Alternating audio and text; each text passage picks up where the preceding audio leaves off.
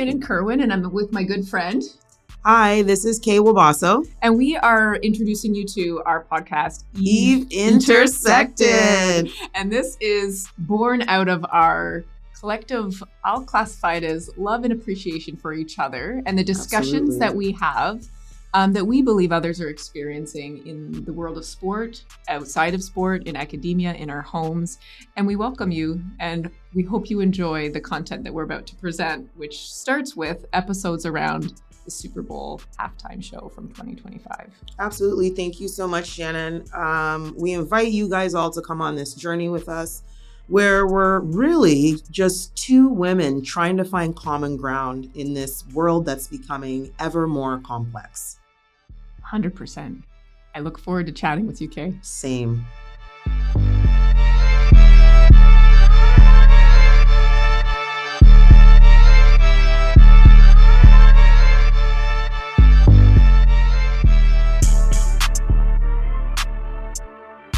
Okay, so we're recapping on the last episode where we went over the set list and all of the symbolism that we noted embedded into the set list.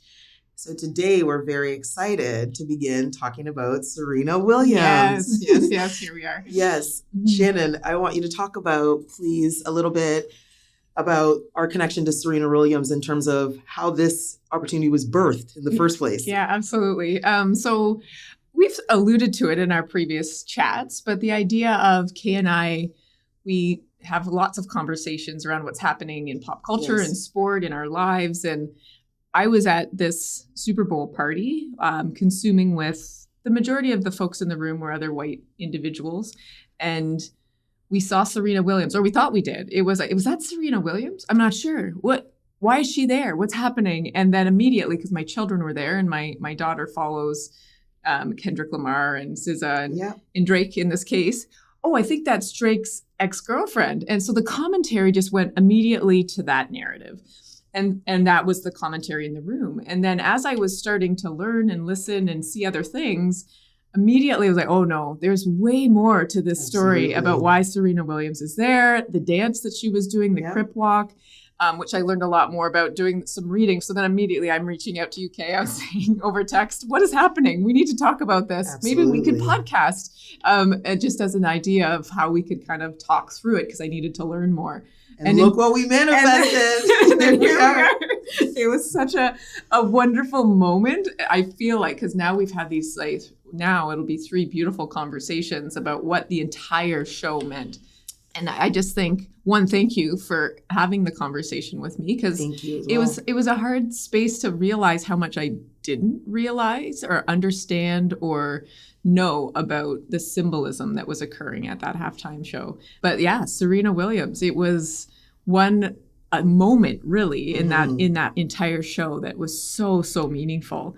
And I know you have loads of thoughts about what it meant. For sure. Like many, pull me back on track if I go off track. Because first of all, I want to say thank you for opening up the channel so that we could have this dialogue. I think that we're very lucky, you and I, in this context, because we already have established safety in terms of how we relate. I don't think in too many spaces people could come together to find common ground coming from different intersections on a sensitive topic like this. So this is really special that we can do this feeling safe and free and connected. So thank you for that to begin with. And thank you right back. Yeah. Huge deal. Second point, the surface folk will want to say it's because of Drake.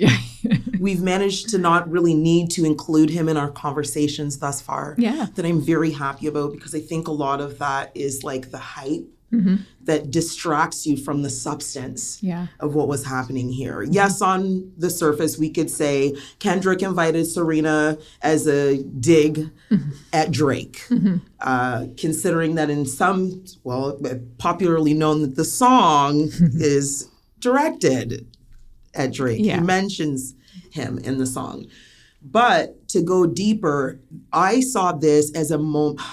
as the penultimate moment of Black female empowerment. Yeah. When I watched that, I knew it was Serena Williams in the moment. It was having like an out-of-body experience, goosebumps, like almost shaking, emotional. And I'm not exaggerating either.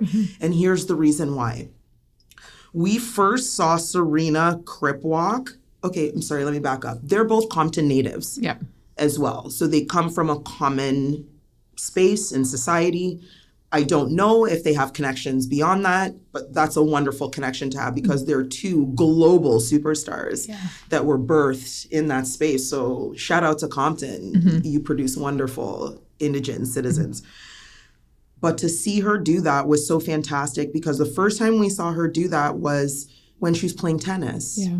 And now I'm not sure which tournament it was, but she played Maria Sharapova in a tournament. And when she won the tournament, she crip walked in celebration. And they panned to the stands. I'll never forget it because I watched it. I watched it as a fan of sport. I remember that moment. And Venus and her family were like, you could tell they were so proud. They were like egging her on, supporting her. But by and large, the tennis community and the rhetoric that came out of that situation was Serena being pitted negatively. Yeah. Just being, oh, don't bring the ghetto into this traditional sport of tennis. Also was the tension at the time because those two women's tennis superstars came onto the scene at about the same time. Yeah. And it was very clear that regardless of the talent that Venus and Serena were demonstrating and showing the world, tennis wanted to trend towards making Maria Sharapova the face of the women's sport. Makes sense. Like, you know, she's European. She has Euro-Western features. Tennis is a traditionally conservative sport. And she very much, it made sense to use her as the face of the sport. But while that initiative was happening, Venus and Serena in this case we're discussing, was soaring.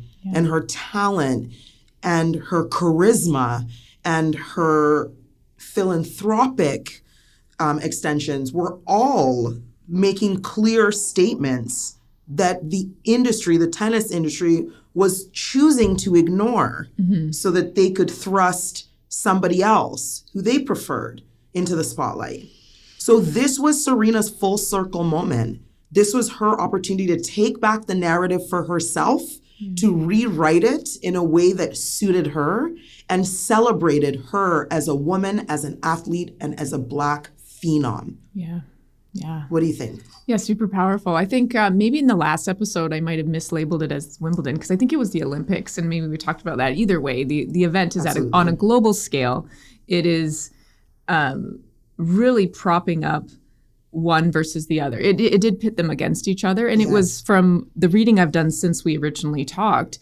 The media just jumped all over it in terms of the way you phrased it, like don't bring the ghetto into Wimbledon or the Olympics or whatever tennis international stage they were on. And that right there is making someone feel like they don't belong.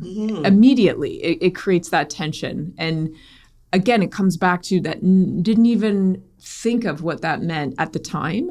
But then we've since talked about how now you place Serena at the halftime show for an event that is typically houses or props up Black athletes, not necessarily Black leadership, but Black athletes. And so a comfort in having a community around you where you can thrive in that context, essentially. Absolutely. And just such a different space to allow that flourishing to happen, and something that needs to be recognized, not just simply coming back to where we say, what do we think this means from a pop culture perspective? But now it's, okay, there's deep messaging here that's so in line with everything else that we've talked about over the last 2 episodes. Wow. I pick up on when you said flourishing, Black flourishing. Something else that performance, Serena's performance, also demonstrated is what happens to Black people in American diaspora when they attempt to flourish. Yeah, absolutely. When they demonstrably flourish. The system does to people exactly what the tennis community did to Serena when she attempted to center some small part of her culture for celebration. Yep. And that's where this is way beyond sport. Like, we can talk about that in terms of what that feels like in academia, in terms of trying to fit into the space. We can talk about community, where you sit in terms of where you're living from a residential perspective, housed or unhoused, how you feel in those spaces when you have to now perform for whatever that audience is, wherever you're situated. I mean, that's certainly way beyond sport and the commentary that we saw at that halftime show. Absolutely. I circle right back to this concept of Black flourishing when we're in this academic space and we're talking about the Scarborough Charter. Yeah. Black flourishing is one of the clear and core tenets of the Scarborough Charter. And when I place myself in that role and critically assess my experiences of trying to flourish and flourishing and everything in between. It's really important for us to center Black flourishing in academia, in sport, in sociocultural settings. There are major threats to undermining that in the world we live in today. I mean, I know we're going a little bit off track, but recently, you know this, I had to turn down the opportunity to travel to San Diego to present at a national sports conference because of personal feelings of safety and security in the American ecosystem right now. So we talk about it on some level like it's ephemeral. Oh, it's happening over there. It's not happening to us directly, but it actually is, because it's now undermining opportunities to travel freely and mobilize knowledge. Exactly. And then who has the privilege to be able to travel freely without some of those fears around safety? And those conversations are, as you say, very pointed right now, given what's happening in our ecosystem in North America. But it emphasizes, this performance emphasizes where Black flourishing can happen without fear of any repercussion, for the most part, compared to that Olympic experience where torn down after the Crip Walk because of folks not thinking it fit the narrative of the tennis community. Yeah. And then in that case, if it's the Olympics, the Olympic movement, not just tennis. I mean, that speaks loudly to what sport is trying to portray as who fits and who doesn't. Absolutely. Not to belabor the point, but man, did Venus and Serena really carve the trail for others to follow. Yeah. When they first started off, we remember that they celebrated their hairstyles, their cornrows, their braids, things that were indigenous to their ways of knowing and thinking. And what happened? Yeah. They were criticized heavily as young people, to the extent that, you know, we give a lot of credit to their dad and what he did to shield them and how he was perceived.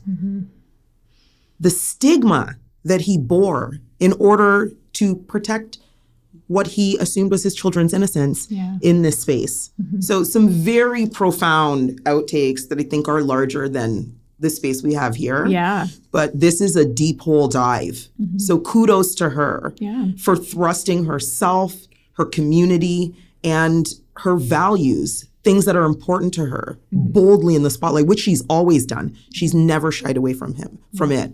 Kudos to Kendrick Lamar for recognizing this moment and making it happen. Brilliant. Giving the platform. And really, she was having fun in that space. You could tell, even in that moment. They only panned, obviously, in the actual broadcast to her a few times. But when they showed the behind the scenes, her actual engagement where she was on the stage, she was just having a good time. And I mean, it's a catchy song. So I mean, just going along with the flow, but it was such an interesting and almost inspiring way of looking at someone just having fun during someone entertaining them. Absolutely. It was great. Yeah. It was. It was the bee's knees. Yeah, it was. I love that. The bee's knees. So that was awesome. We're into that, but I want us to backtrack. When he began the song "Not Like Us," he started off with like some conversation with the dancers that were around him. And the part when he said 40 acres and a mule, this is bigger than the music, I could cry right now. Yeah. That was so moving to me because he boldly embedded his message in an historic time when Black people were disenfranchised en masse. Mm-hmm. And I love, again, the way he did it. Like, he wasn't hitting you in the face with the hammer saying, this is what I have to share with you. It was very passive because if you didn't know about 40 acres and a mule, no big deal. Mm-hmm. But for a lot of people, it inspired them to go and do some research and find out, what is this thing he's talking about? Yeah. So the reference to this time in Black history, for me, offered enormous insight, as I said, into his mindset as a foundational Black American who believes in reparations. Yeah. Whew. It's a lot. Yeah. Take a moment. Foundational Black Americans are one of the only, if not the only, historically marginalized equity-owed group in American diaspora who have not been recipients of reparations on account of transatlantic slavery and enslavement. And therefore, his point is well noted. Yeah. Just to give a bit of background to open that space up. 40 Acres and a Mule reflects a promise the American government made to newly emancipated Black enslaved people to give them 40 acres of land and a mule to till the land. The efforts were directed at supporting their enfranchisement and subsistence. This promise was broken and led to the further disenfranchisement of newly emancipated Black Americans. I would encourage anyone who is inquisitive to read up further on this time period in American history. Read up on the Tulsa Race Massacre as well. Go further, read up on the Colfax, Louisiana Massacre or the Wilmington, North Carolina Massacre. In terms of Black Americans being deserving of reparations. This, as I said, was very touching and impactful for me, knowing that bit of history in coming into my experience of watching the Super Bowl performance. So I just can't say enough about who he is as a person of integrity, to have the boldness to thrust that into the spotlight during his performance, knowing that it's pretty polarizing and controversial and very well could have polarized people from his performance. But in terms of the true integrity of the artist he is, I feel like he left it all on the stage. Yeah, yeah. And the messaging was quite clear, as you say. And that was when you say you challenge us to go and look and read and consume an understanding of what this means. That was my experience, was not knowing what that phrase meant or the impact that it had, and then doing a little bit of reading and realizing the historical context for which it was brought forward, which is completely meaningful today. I think linking back to where we see this commentary as well in Canada. So this is not just limited to what we're seeing going on in the United States. And I think that's an important consuming the Super Bowl as a Canadian to recognize this messaging is not isolated to one part of the world and or one piece of the continent. And that idea of, I think we're just talking through and understanding false promises or what's happening with the 40 acres and the mule and what that meant to Black Americans at the time and then still means in terms of what is being experienced. We could also connect to what's happening here in Canada. And we're thinking about Indigenous populations and Indigenous peoples across our country and the false promises that have occurred throughout history. And that helps at least an understanding of experiences. And I always tie that back to Serena Williams to say, I mean, to be able to thrive in a context where she's continually held back, it all ties together. He has this thread throughout the entire performance that is remarkable. And in terms of that idea of false promise or what that means, I mean, Kay, do you have thoughts there? I do. I want to first of all say, when you talked about it's not just something that we're disconnected from, bringing it into the Canadian atmosphere, it's important for people to understand outside of the context primarily of this conversation, but Canada produces the large majority of racist, biased, hate messaging that is mobilized on the World Wide Web, on Beyonce's internet. Canada accounts for the overwhelming majority of information, misinformation, hate-filled information that is mobilized on the internet. Yeah. So it's not far away from us. It's just insidious and less visible than usual. That's important for us to know and understand, so that we understand we bring something to bear in this as well. What's important to understand about this promise of 40 acres and a mule that the government made to newly emancipated slaves is it reflects a pattern in American history of any time Black people become resilient enough and self-sufficient enough where they don't necessarily depend on the system because they have some measure of wealth, the American institution goes in and destroys that community. All of these, I said, read about this, go research about that. These are all examples of, for the most part, self-sufficient, thriving Black communities that were violently destroyed for no other reason than they demonstrated independence in wealth. And that threatened the American system. So this is something very historic. We even taken issues such as redlining, right? Historically, what happened is families of color, like I want to give credence to Black Americans, but Americans of color, non-white Americans, once the value in the neighborhoods that they lived in began to increase and appreciate, they were kicked out of those neighborhoods. Because the opportunity to appreciate wealth via real estate was something reserved for only white families. Right? So the systematic disenfranchisement of Black Americans and people of color in the American diaspora is well documented. And that is what necessitates tabling a serious conversation about reparations. We all know various racial intersections in America who have received reparations. If you don't do your research, they all deserved it. So I think it's time we turn the attention to this topic and really interrogate, why is it that in every conversation about what is deserving, we can't see Black people as deserving? That's an issue. The way we see and way we experience race and racism needs to be unpacked across multiple contexts. And then again, I come back to America and here in Canada when we think of what that looks like. Absolutely.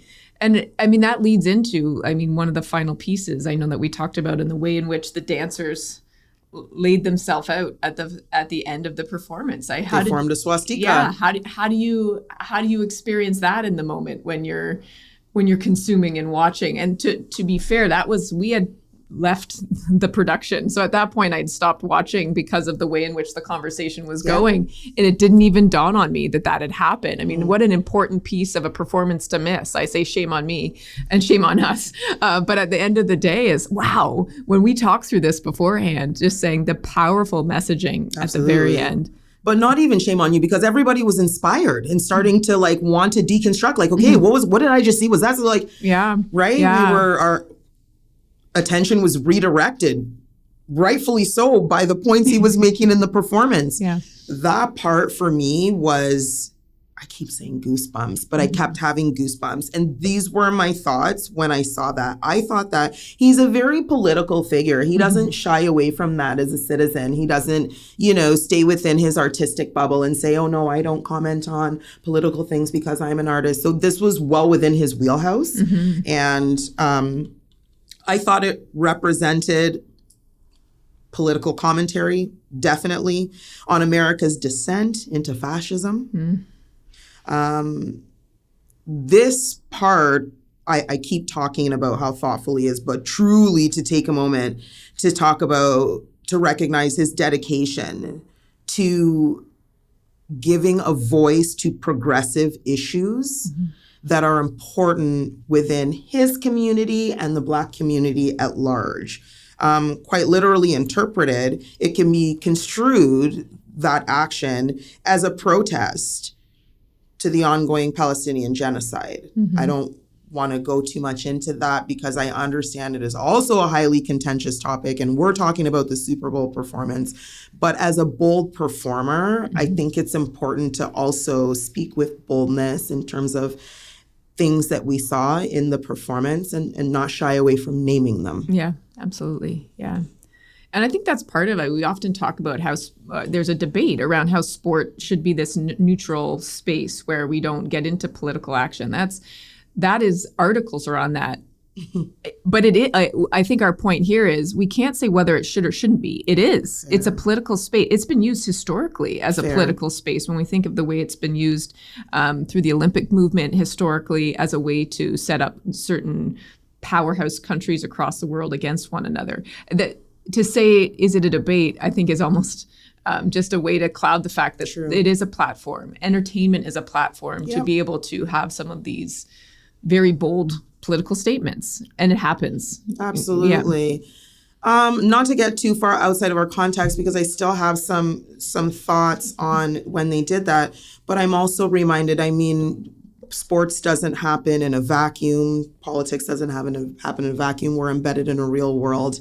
And currently, I saw the other day that Otani's baseball team made it for their visit to the White House following their victory. And there was a lot of social commentary about, the role of sport in politics to say when you're taking down celebrated information about Jackie Robinson from popular consumption in the American diaspora, then what responsibility did those athletes have to show solidarity with their sport or respect traditions? Again, not to be adjudicated, but I'm reminded of that in more ways than one. Sports, politics, they can never be disentangled from each other. Exactly. And that's a good point to remember, right? Again, the debate isn't there. It's the fact that they are intertwined.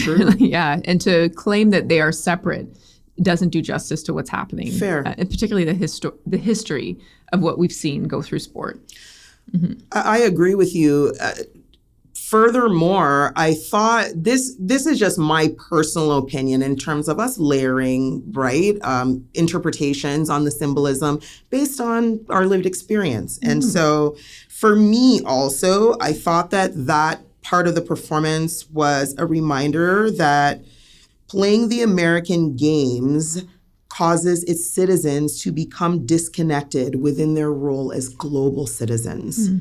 There's something about that can occur in the American ecosystem that lends to insularity when the messaging you get typically is, the greatest, most powerful country in the world that's almost impervious to any threats of harm or anything otherwise.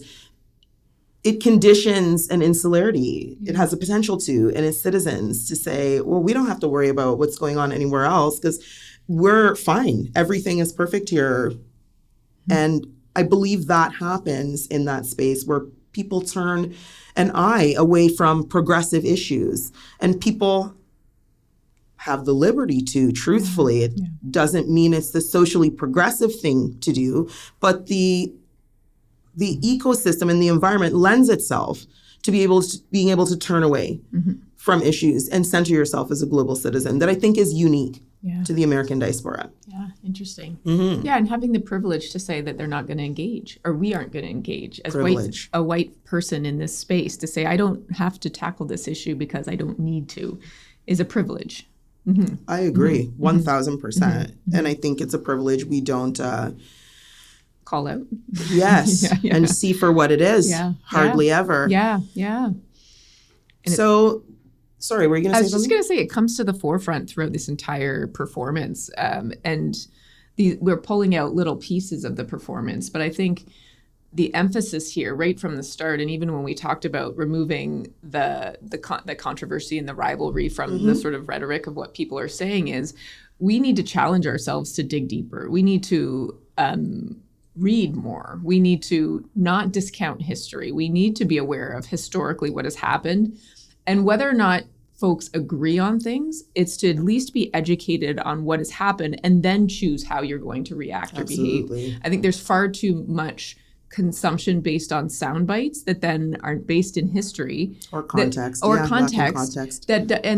comes back to even how we research, recognizing context, history, time, temporal factors. Everything should be a part of what we're talking about, but is often most recently absent. And that I come back to, I have the privilege as a white woman to bury my head in the sand if I choose.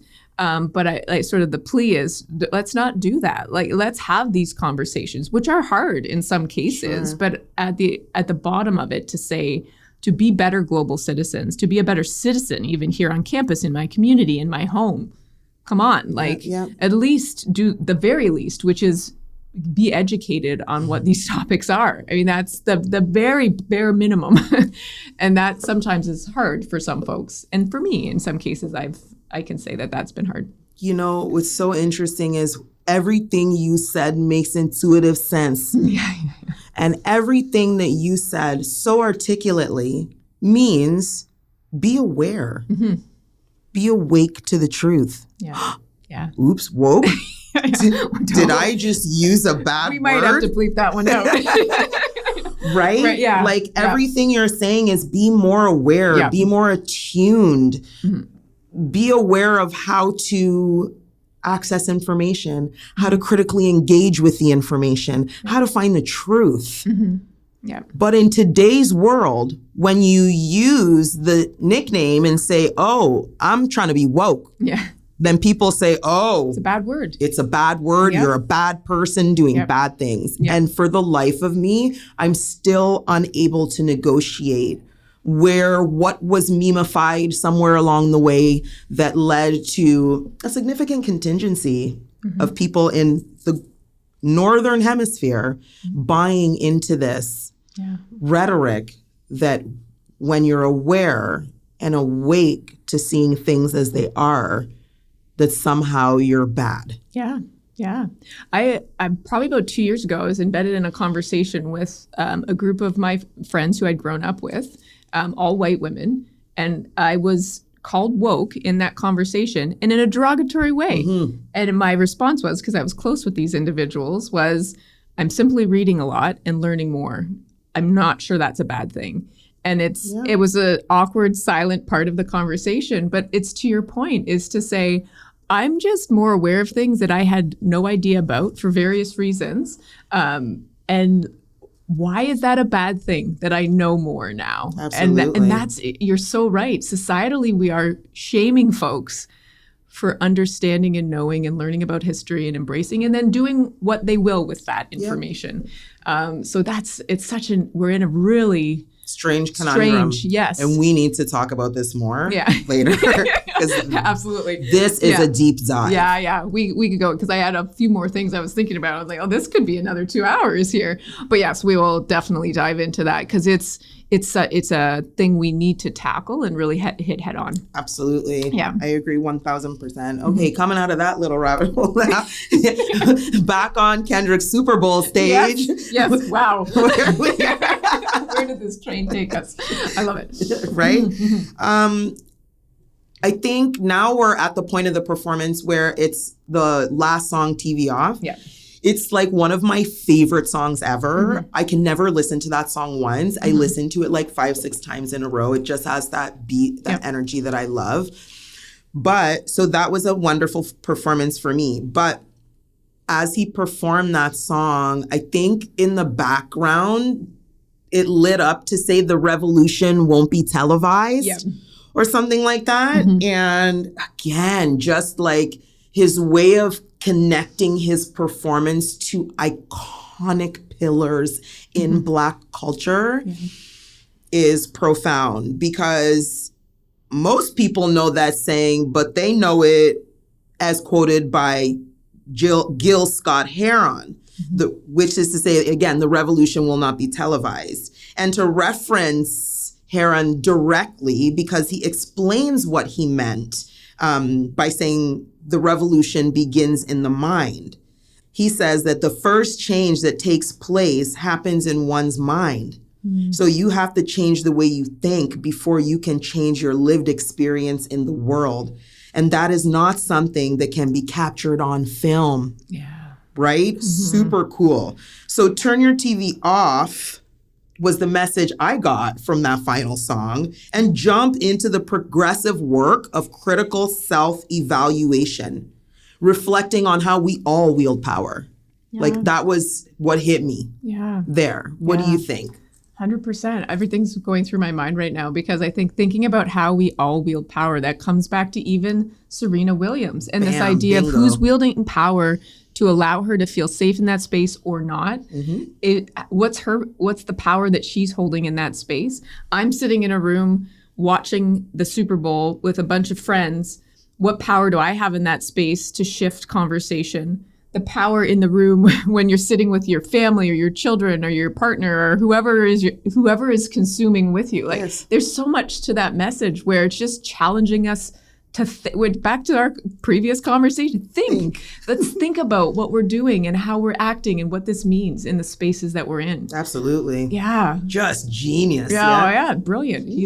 He's an artist. 100%. 1000%. And just picking up off what you said about wielding power. I had a little blurb I wrote about that, and I just want to read it. So I said, so turn your TVs off and get into the progressive work of critical self-reflection in terms of how we all wield power, right? Like you said.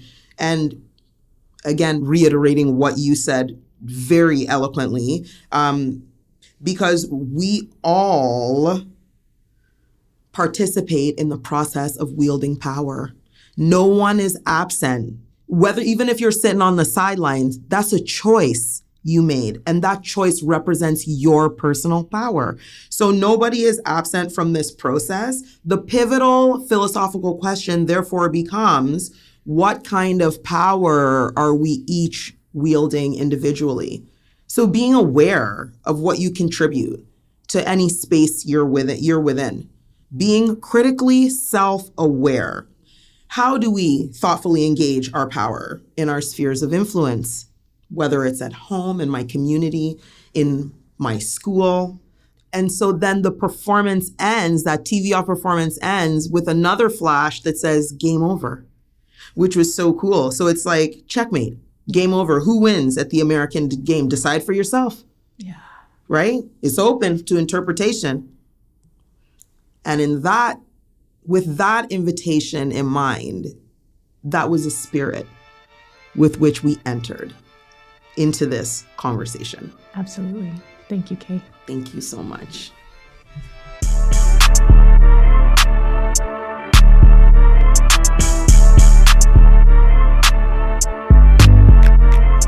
You have been listening to Kay Waboso and Shannon Kerwin of Brock University. This episode is part of a series unpacking the cultural and historical significance of Kendrick Lamar's 2025 Super Bowl halftime show performance. Theme music is provided by Music Go Beats, used under Creative Commons License 0. Produced by the Podcast Learning Network, Faculty of Humanities, Brock University, as part of the Black History and African Heritage Month at Brock. Executive produced by Allison Innes and sound editing by Andrew Camacho.